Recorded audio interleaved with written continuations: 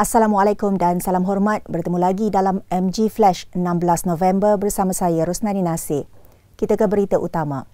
Setiap pemimpin UMNO perlu memfokuskan kepada memenangi pilihan raya umum ke-15 PRU15 terlebih dahulu sebelum memikirkan soal pemilihan parti.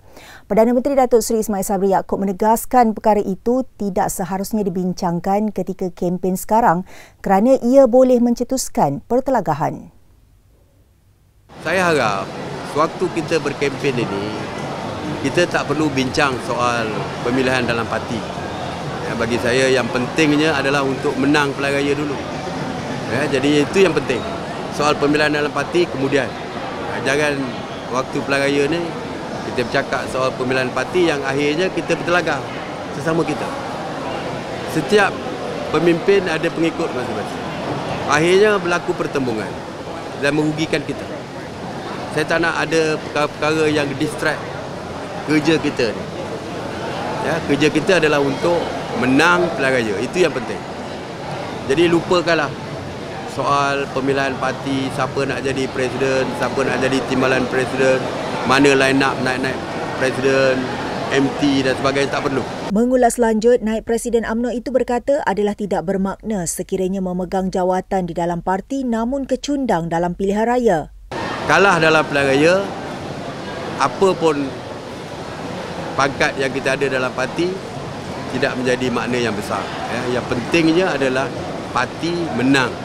Kita memerintah dulu selepas PRU15 dan ada masa 6 bulan lagi untuk menentukan kepimpinan parti. Waktu itu boleh kita berbincang dan sebagainya. Beliau berkata demikian ketika ditemui dalam program Ramah Mesra Pusat Daerah Mengundi Kampung Mengkarak Stesen Berpahang.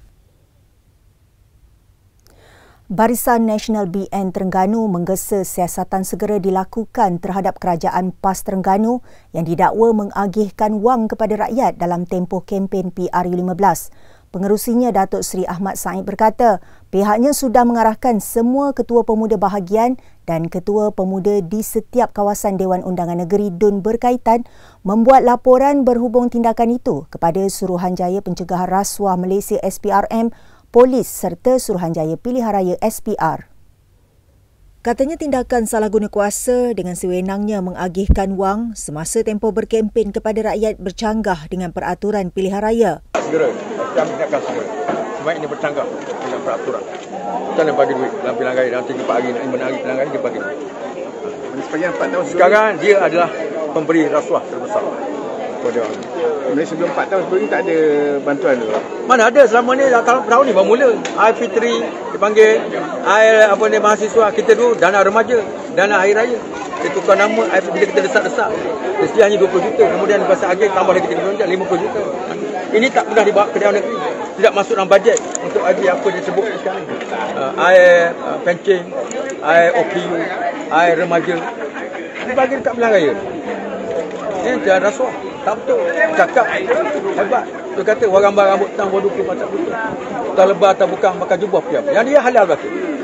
Seminta SPR siasat. Ini SPR siasat, polis siasat. Ambil tindakan. Ataupun batalkan pengecahan calon-calon PAS, batalkan. Berikut peraturan undang-undang. Dalam pada itu katanya sokongan pelbagai lapisan rakyat terhadap BN semakin meningkat dengan penyertaan ramai penyokong dari parti lain masuk BN. Sambutan terhadap UMNO semakin meningkat. Kita nampak sambutan di mana-mana. Cuma dia banyak bendera sebab dia banyak duit. Yang kita tidak ada. Dulu puluhan orang pasang bendera PAS. Dia tengok kali malam-malam. Sekarang 5 orang itu dia tender, dia kontrak out. Upah pasang bendera. Beliau berkata demikian kepada media ketika Majlis Kenduri Rakyat bersama pemimpin di program Perumahan Rakyat Termiskin PPRT Kampung IKM Besut, Terengganu. Berita berikutnya. Suruhanjaya Pencegahan Rasuah Malaysia SPRM sekali lagi kembali ke syarikat Invoke Solution Sendirian Berhad yang diasaskan Timbalan Presiden PKR Rafizi Ramli. Ia dibuat untuk kali kedua dalam tempoh lebih 24 jam. Dalam sidang medianya, Rafizi memaklumkan Jabatan Kastam juga telah menghantar notis akan melakukan perkara yang sama. Jelasnya beliau faham mengapa tindakan itu dibuat ke atas syarikatnya. Given that I have disclosed numerous scandals, so it's a last-minute ditch to try to show that they can discredit me, I suppose, BN is hoping that will discredit all the scandals. Termasuklah yang dua pada hari ini kan. My lawyer is attending to the issue. My young staff are attending to the issue, but I don't expect this to cease until election day.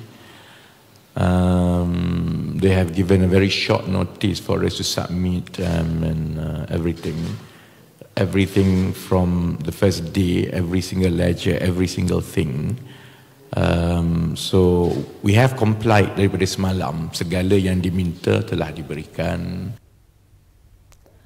Calon Pakatan Harapan PH bagi kerusi Parlimen Padang Serai di Kedah, M. Karupaya, disahkan meninggal dunia hari ini dipercayai akibat serangan jantung.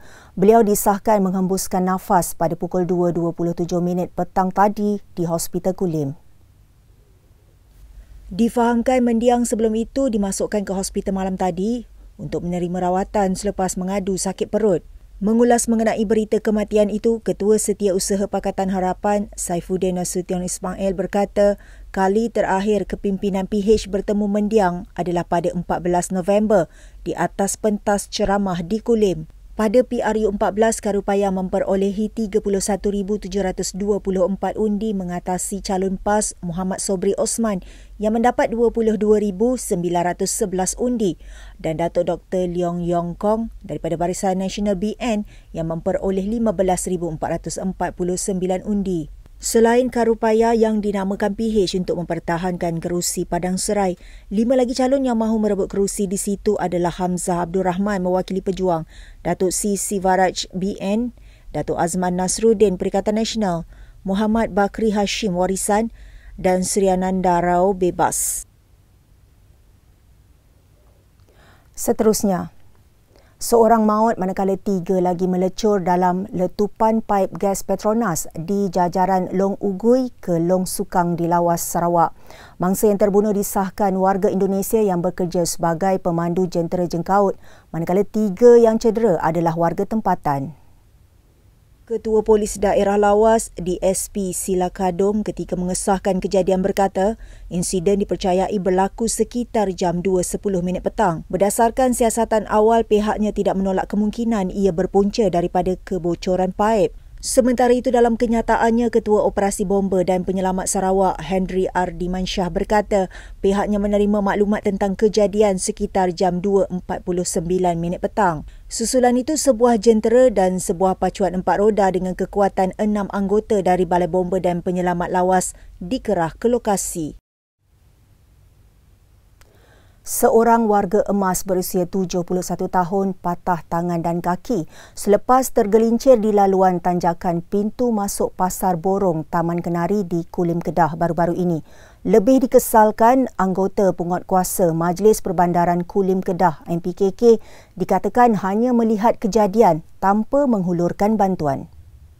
Rasa terkilan itu kemudian dikongsi anak bangsa Dr. Muhammad Taufik Yaakob, Pensyarah Kanan Jabatan Pengajian Pentadbiran dan Politik Universiti Malaya. Katanya ketika kejadian terdapat 6 penguatkuasa MPKK di situ. Dia bagaimanapun meluahkan rasa syukur selepas orang ramai dan peniaga yang berada di kawasan berkenaan tampil membantu ibunya. Dakwanya lagi, walaupun sudah ramai pengunjung dan peniaga bersuara dengan tanjakan bahaya itu, namun sehingga kini masih tiada tindakan. Rentetan itu, Dr. Taufik dalam satu hantaran di Facebook meminta pihak berkenaan termasuk Menteri Besar Kedah, Datuk Seri Muhammad Sanusi Maknur, cakna terhadap aduan penduduk dan tidak membakul sampah keluar rakyat.